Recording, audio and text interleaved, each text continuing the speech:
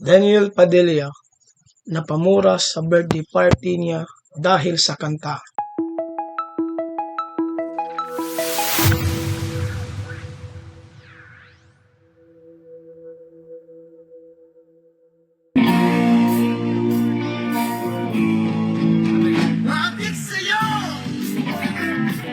Viral sa social media ngayon ang video ni Daniel Padilla na makikitang kumakanta na may kasamang isang banda.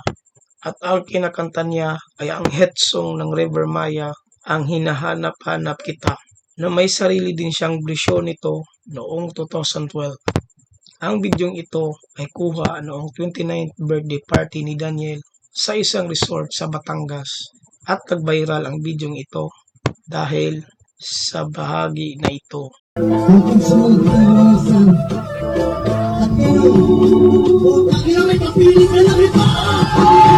Sa kabila ng mga nangyari nila ni Catherine Bernardo, ang mga fans ni Daniel ay patuloy pa rin sumusuporta sa kanya. At ito yung mga comment ng mga supporters niya. Nasaktan ako DJ, but life must go on. Dito lang kami nakasuporta sa iyo. Naiyak ako DJ, happy life, happy birthday. Valid ang pagmumura mo DJ. Sige lang, ilabas mo lang yan. After that, move on and be happy.